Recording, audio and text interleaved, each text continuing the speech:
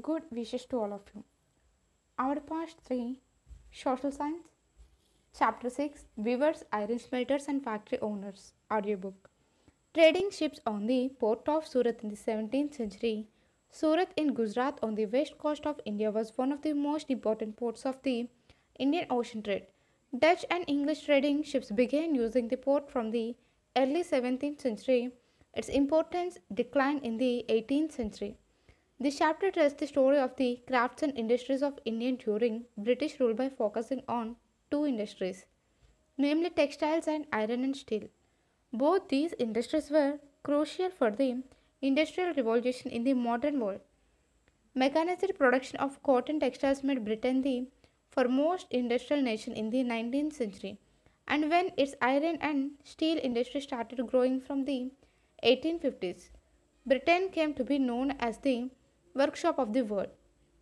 The industrialization of Britain had a close connection with the conquest and colonization of India. You have seen chapter 2 how the English East India Company's interest in trade led to occupation of territory and how the pattern of trade changed over the decades. In the late 18th century, the company was buying goods in India and exporting them to England and Europe, making profit through this sale. With the growth of industrial production, British industrialists began to see India as a vast market for their industrial products, and over time, manufactured goods from Britain began flooding India. How did this affect India crafts and industries? This is the question we will explore in this chapter. Indian textiles and the world market. Let us first look at textile production. Take a look at figure 2. Patola wear. Mid 19th century, patola was woven in Surat, Ahmedabad and Patan. Highly valued in Indonesia, it became part of the local weaving trading there. Around 1750, before the British conquered Bengal, India was by far the world's largest producer of cotton textiles. India textiles had long been renowned both for their fine quality and exquisite craftsmanship. They were extensively traded in South Asia, Java, Sumatra, and Penang, and West and Central Asia. From the 16th century, European trading companies began buying Indian textiles for sale in Europe. Memories of this flourishing trade and the craftsmanship of Indian weavers is preserved in many words still current in English and other languages. It is interesting to trace the origin of such words and see what they tell us. Words tell us histories. European traders first encountered fine cotton cloth from Indian carried by Arab merchants in Mosul in present-day Iraq. So they began referring to all finely woven textiles as muslin, a word that acquired wide currency. When the Portuguese first came to India in search of spices, they landed in Calicut on the Kerala coast in southwest India. The cotton textile which they took back to Europe along with the spices came to be called a calico, derived from Calicut, and subsequently calico became the general name for all cotton textiles. There are many other words which point to the popularity of Indian textiles in Western markets. In figure 3, you can see a page of an order book that the English East India Company sent to its representatives in Calcutta in 1730. The order that year was for 5,89,000 pieces of cloth. Browsing through the order book, you would have seen a list of 98 varieties of cotton and silk cloths. These were known by their common name in the European trade species goods, usually woven cloth pieces that were 20 yards long and 1 yard wide. Look at figure 3, a page from an order book of the East India Company 1730. Notice how each item in the order book was carefully priced in London. These orders had to be placed 2 years in advance because this was the time required to Send orders to India, get the specific cloths woven and ship it to Britain. Once the cloth pieces arrived in London, they were put up for auction and sold.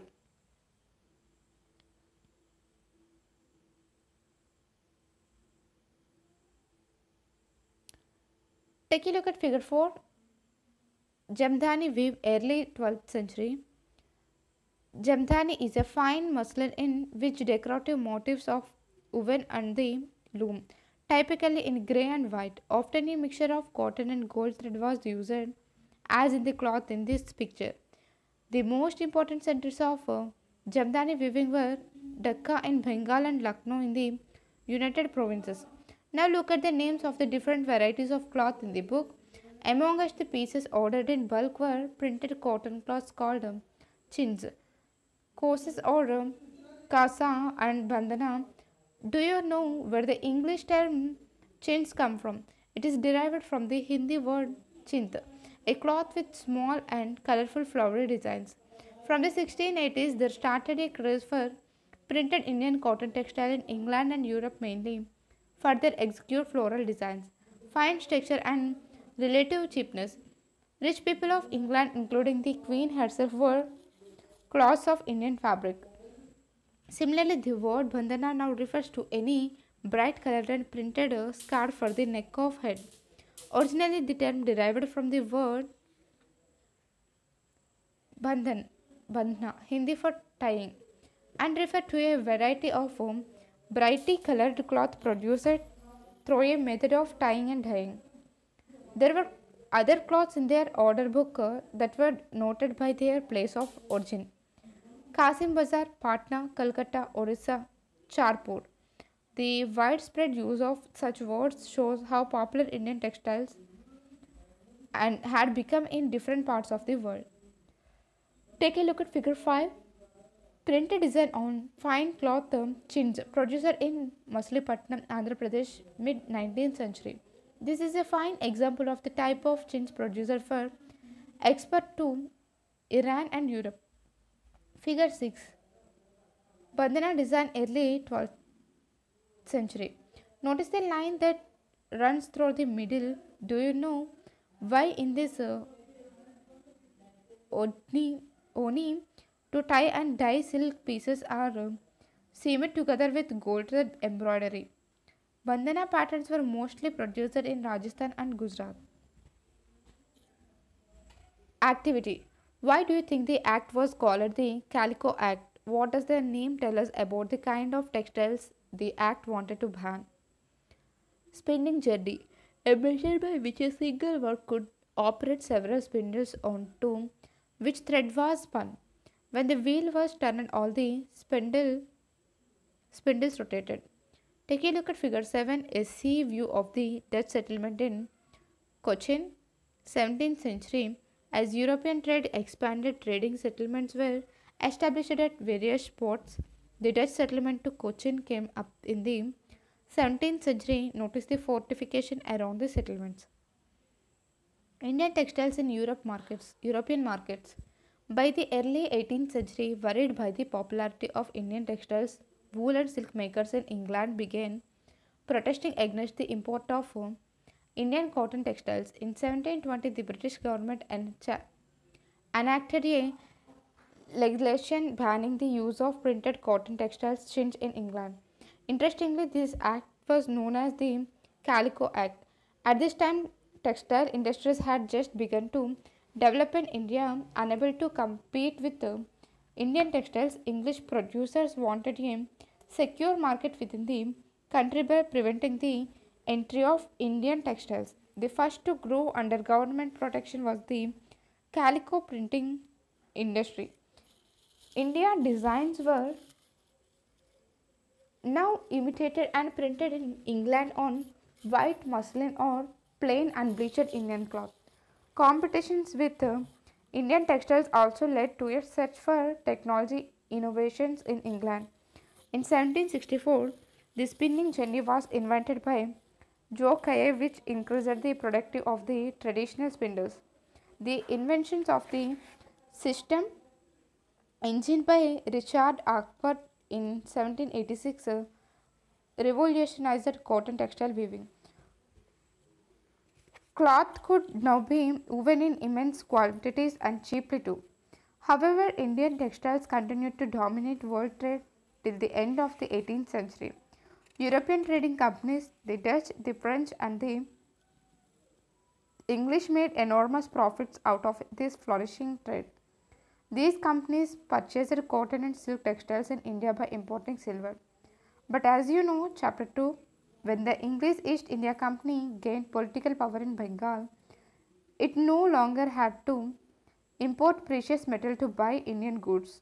Instead, they collected revenues from peasants and zamindars in India and used this revenue to buy Indian textiles. Where were the major centers of weaving in the late 18th century? Take a look at figure 8, weaving centers 1500 to 1750. If you look at the map, you will notice that textile production was concentrated in 4 regions in the early 19th century. Bengal was one of the most important centers located along the numerous rivers in the delta. The production centers in Bengal could easily transport goods to distant places. Do not forget that in the early 19th century, railways had not developed and roads were only just beginning to be laid on an extensive scale. Dhaka in eastern Bengal, now Bangladesh, was the foremost textile center in the 18th century. It was famous for its mulmal and jamdani weaving. If you look at the southern part of India in the map, you will see a second cluster of cotton weaving centers along the Coromandel coast stretching from Madras to northern Andhra Pradesh. On the west coast, there were important weaving centers in Gujarat. Take a look at figure 9. A Tanti weaver of Bengal painted by the Belgian painter Solvens in the 1790s. The Tanti weaver here is at work in the pitloom. Do you know what is pitloom is? Aurang, a Persian term for a warehouse, a place where goods are collected before being sold, also referred to a workshop. Who were the weavers? Weavers often belonged to communities that specialized in weaving. Their skills were passed on from one generation to the next. The Tanti weavers of Bengal, the Julahas or Momin weavers of North India, Sale and Kaikolar and Divangs of South India are some of the communities famous for weaving. The first stage of production was spinning, a work done mostly by women. The charka and the takli were household spinning instruments. The thread was spun on the charka and rolled on the takli. When the spinning was over, the thread was woven into cloth by the weaver. In most communities, weaving was a task done by men. For colored textiles, the thread was dyed by the dyer known as randress. For printed cloth, the weavers needed the help of specialist block printers known as chipigars. Handloom weaving and the occupation associated with it provided livelihood for millions of Indians. The decline of Indian textiles. The development of cotton industries in Britain affected textile producers in India in several ways. First, India textiles now had to compete with the British textiles in the European and American markets. Second, exporting textiles to England also became increasingly difficult since very high duties were imposed on Indian textiles imported into Britain. By the beginning of the 19th century, English made cotton textiles successfully ousted Indian goods from their traditional markets in Africa, America and Europe. Thousands of weavers in India were now thrown out of employment. Bengal weavers were the worst hit. English and European companies stopped buying Indian goods and their agents no longer gave out. We must starve for food. Source 1. In 1823, the company government in India received a petition from 12,000 weavers starting.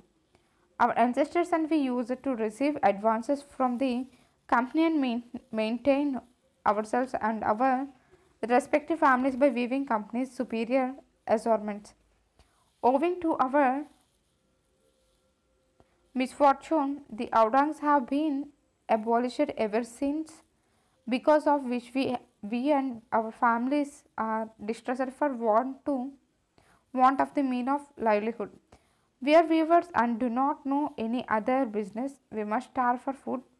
If the border of trade do not cast a look of kindness towards us and give orders for cloths. Proceeding of the Board of Trade, 3rd February 1824. Source 2. Please publish this in your paper. Once widowed spinner wrote in 1828 to a Bengal newspaper, Samaj Darpan, detailing her plight. To the editor Samachar, I am a spinner after having suffered a great deal. I am writing this letter. Please publish this in your paper. When my age was 22, I became a widow with 3 daughters. My husband left nothing at the time of his death. I sold my jewelry for his Shraddha ceremony.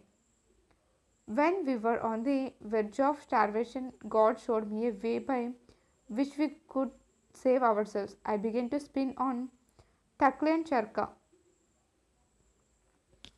The weavers used to visit our houses and buy the charka yarn at 3 tolls per rupee. Whenever amount I wanted as advance for the weavers, I could get for the asking. This saved us from cares about food and cloth. In a few years' time, I got together Rs 28. With this, I married 1 doctor, and in the same way, all 3 doctors. Now, for 3 years, we 2 women, mother-in-law and me, are in want of food. The weavers do not call at the house for buying yarn. Not only this, if the yarn is sent to market, it is still not sold even at 1/4 the old prices. I do not know how it happened. I asked many about it. They say that Bilati 2 yarns is being imported on a large scale. The weavers buy that yarn and weave. People cannot use the cloth out of this yarn even for 2 months. It rolls away, a representation from a suffering spinner. Activity. Read source 1 and 2. What reasons do the petition writers give for their condition of starvation? Advances to weavers to secure supplies. Distressed weavers wrote petitions to the government to help them, but worse was still to come. By the 1830s, British cotton cloth flooded Indian markets. In fact, by the 1880s, 2/3 of all the cotton cloths worn by Indians were made of cloth produced in Britain. This affected not only specialist weavers but also spinners. Thousands of rural women who made a living by spinning cotton thread were rendered jobless. Handloom weaving did not completely die in India. This was because some types of cloths could not be supplied by machines. How could machines produce saris with intricate borders or cloths with traditional woven patterns? These had a wide demand not only amongst the rich but also amongst the middle classes. Nor did the textile manufacturers in Britain produce the very coarse cloths used by the poor people in India. You must have heard of Solapur in western India and Madura in south India. These towns emerged as important centers of weaving in the late 19th century. Later, during the national movement, Mahatma Gandhi argued people to boycott imported textiles and use handspun and hand woven cloth. Khadi gradually became a symbol of nationalism.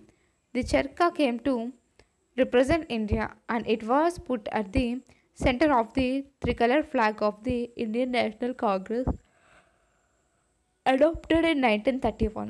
What happened to the weavers and spinners who lost their livelihood? Many weavers became agricultural laborers. Some migrated to cities in search of work, and yet others went out of the country to work in plantations in Africa and South America. Some of these handlooms weavers also found work in the new cotton mills that were established in Bombay, now Mumbai, Ahmedabad, Solapur, Nagpur and Kanpur. Cotton mills come up. The first cotton mill in India was set up as a spinning mill in Bombay spinning mill in Bombay in 1854. From the early 19th century, Bombay had grown as an important port for the export of raw cotton from Indian to English and China.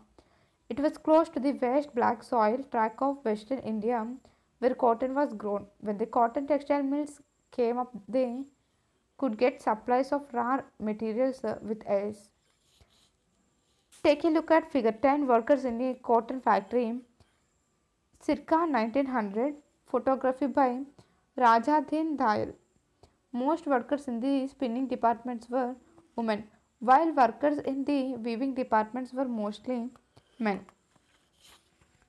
Smelting, the process of obtaining a metal from rock or soil by heating it to a very high temperature, or of melting objects made from metal in order to use the metal to make something new.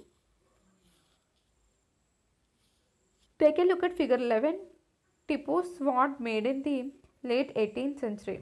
Written with gold on the steel handle of Tipu's sword were quotations from the Quran with message about victories in war.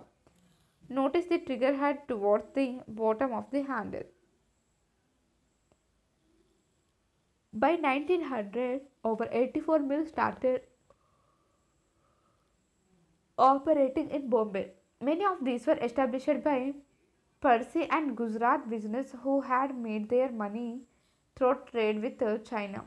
Mills came up in other cities too. The first mill in Ahmedabad was started in 1861. A year later, a mill was established in Kanpur. In the United Provinces, growth of cotton mills led to the demand for labor. Thousands of poor peasants, artisans, and agriculture laborers moved to the cities to work in the mills. In the first few decades of its existence, the textile factory industry in India faced many problems. It found it difficult to compete with the cheap textiles imported from Britain. In most countries, governments supported industrialization by imposing heavy duties on imports. This eliminated competition and protected infant industries. The colonial government in India usually refused such protection to local industries. The first major spurt in the development of cotton factory production in India, therefore, was during the First World War, when textile imports from Britain declined and Indian factories were called upon to produce cloth for military supplies. The sword of Tipu Sultan and wood steel. We begin the story of Indian steel and iron metallurgy by recounting the famous story of Tipu Sultan, who ruled Mysore till 1799, fought 4 wars with the British, and died fighting with his sword in his hand. Tipu's legendary swords are now part of valuable collections in museum in England. But do you know why the sword was so special? The sword had an incredible heart and a sharp edge that could easily rip through the opponent's armor. This quality of the sword came from a special type of high carbon steel called wood, which was produced all over South India. Wood steel, when made into swords, produced a very sharp edge with a flowing water pattern. This pattern came from very small carbon crystals embedded in the iron. Francis Buchanan, who toured through Mysore in 1800, a year after Tipu Sultan's death, has left us an account of the technique by which wood steel was produced in many hundreds of smelting furnaces in Mysore. In these furnaces, iron was mixed with charcoal and put inside small clay pots. Through an intricate control of temperatures, the smelter produced steel ingots that were used for sword making not just in India but in West and Central Asia too. Wood is an anglicized version of the Kannada word ukku, Telugu hukku and Tamil and Malayalam urukku meaning steel. Activity. Why should the iron and steel making industry be affected by the defeat of the Nawabs and Rajas? Bellows, a device or equipment that can pump air. Take a look at figure 12 iron smelting of Palma, Bihar. Indian wood still fascinated European scientists. Michel Faraday, the legendary scientist and discoverer of electricity and electromagnetism, spent 4 years studying the properties of India wood 1818 to 22. However, the wood steel making process, which was so widely known in South India, was completely lost by the middle 19th century. Can you guess why this was so? The sword and armor making industry died with the conquest of India by the British and imports of iron and steel from England displaced the iron and steel produced by craftspersons in India. Abandoned furnaces in villages. Production of wood steel required a highly specialized techniques of refining iron. But iron smelting in India was extremely common till the end of the 19th century in Bihar and central India. In particular, every district has smelters that used local deposits of ore to produce iron, which was widely used for the manufacture of implements and tools of daily use. The furnaces were most often built of clay and sun-dried bricks. The smelting was done by men while women worked at the bellows, pumping air that kept the charcoal burning.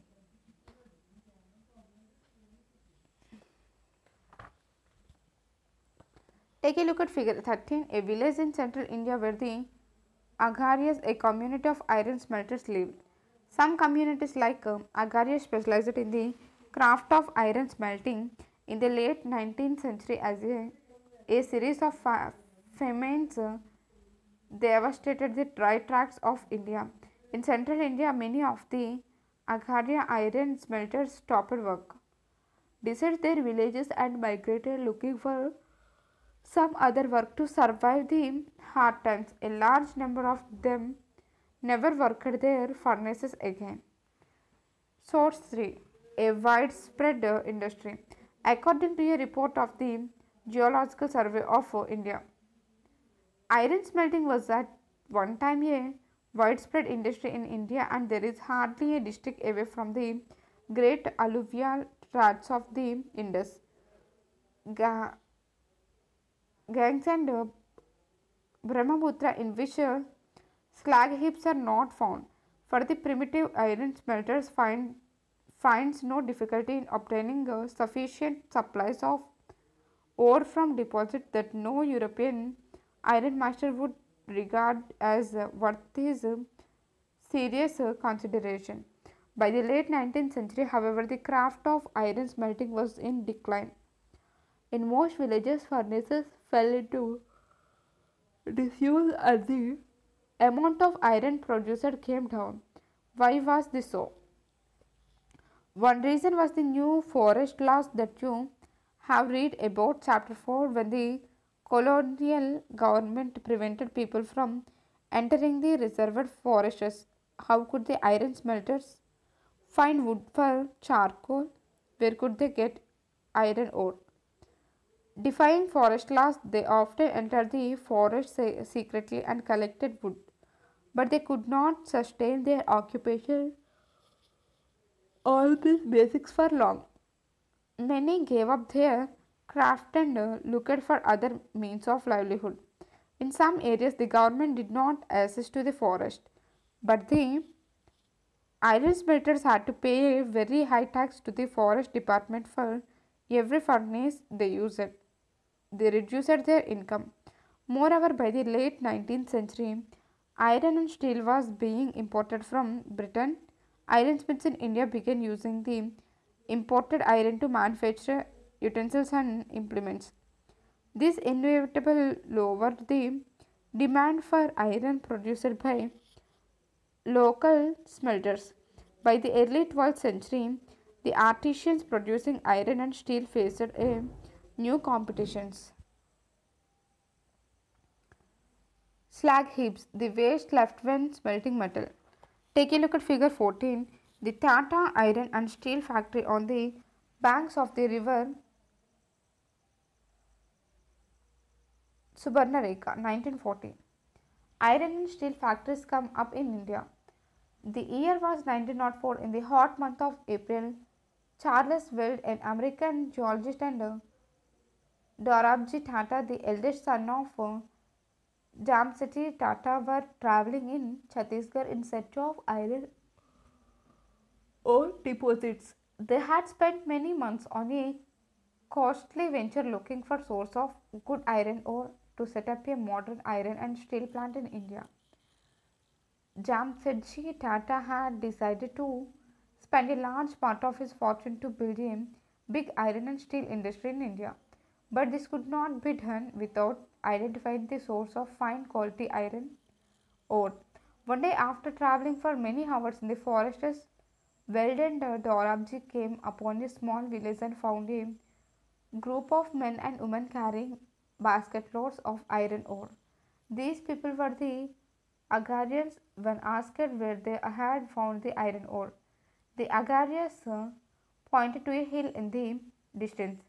Weld and Dorabji reached the hill after an exhausting trek through dense forests. On exploring the hill, the geologists declared that they had at last found what they had been looking for. Rajhara Hills had one of the finest ores in the world. But there was a problem. The reason was drier water. Water necessary for running the factory was not to be found nearby. The Tatas had to continue their search for a more suitable place to set up their factory. However, the Agarias helped in the discovery of a source of iron ore that would later supply the Bilai steel plant. A few years later, a large area of forest was cleared on the banks of the river Subarnareka to set up the factory and an industrial township, Jamshed, Jamshedpur. Here there was water near iron ore deposits. The Tata Iron and Steel Company, Tisco, that came up began producing steel in 1912. Tisco was set up at an opportune time. All throughout the late 19th century, India was importing steel that was manufactured in Britain. Expansion of the railways in India. Take a look at figure 15. Expansion at the end of the war. To meet the demands of the war, Tisco had to expand its capacity and extend the size of its factory.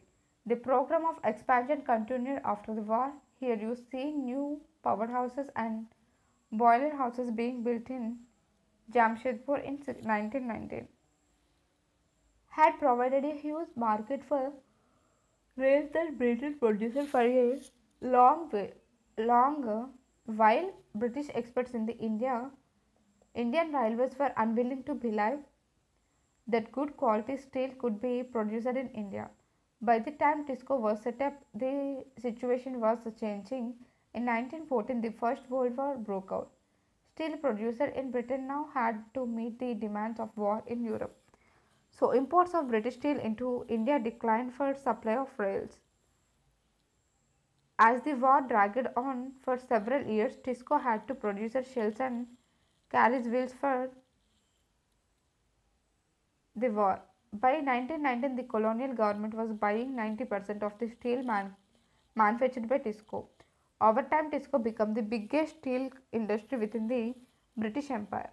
In the case of iron and steel, as in the case of cotton textiles, industrial expansion occurred only when British imports into India declined and the market for Indian industrial goods increased. This happened during the First World War and after, as the nationalist movement developed and the industrial class became stronger, the demand for government protection became louder. Struggling to retain its control over India, the British government had to concede many of these demands in the last decades of colonial rule. Elsewhere, early years of industrialization in Japan. The history of industrialization of Japan in the late 19th century presents a contrast to that of India. The colonial state in India, keen to expand the market for British goods, was unwilling to support Indian industrialization. In Japan, the state encouraged the growth of industries. The Meiji regime, which assumed power in Japan in 1868, believed that Japan needed to industrialize in order to resist Western dominations. So it initiated a series of measures to help industrialization. Postal services, telegraph, railways, steam powered shipping were developed. The most advanced technology from the West was imported and adapted to the needs of Japan. Foreign experts were brought to train Japanese provincials. Industrial, industrialists were provided with generous loans for investment by banks set up the government. Large industries were first started by the government and then sold off at cheap rates to business families. In India, colonial domination created barriers to industrialization. In Japan, the fear of foreign conquests spurred industrialization, but this also meant that the Japanese industrial development from the beginning was linked to military needs. Let's imagine you are the textile weaver in late 19th century India. Textile producer in India factories are flooding the market. How would you have adjusted to the situation? What kinds of cloth had a large market in Europe? What is Jamdhani? What is Bandhana? Who are the Acharyas? Question number 5, fill in the blanks. The word synthesis comes from the word dash. B. Tipu swords was made of dash steel. C. India's textile exports declined in the dash century. Let's discuss. How do the names of difficult textiles tell us about their histories? Question number 7. Why did the wool and silk producers in England protest against the import of Indian textiles in the early 18th century? Question number 8. How did the development of cotton industries in Britain affect textile producers in India? Question number 9. Why did the Indian iron smelting industry decline in the 19th century? Question number 10. What problems did the Indian textile industry face in the early years of its development? What helped Tisco expand steel production during the First World War? Let's do. Question number 12. Find out about the history of any craft around the area you live. You may wish to know about the community of craftsmen, the changes in the techniques they used, and the markets they supply. How have these changed in the past 50 years? Question number 13. On a map of India, locate the centers of different crafts today. Find out when these centers came up. Thank you.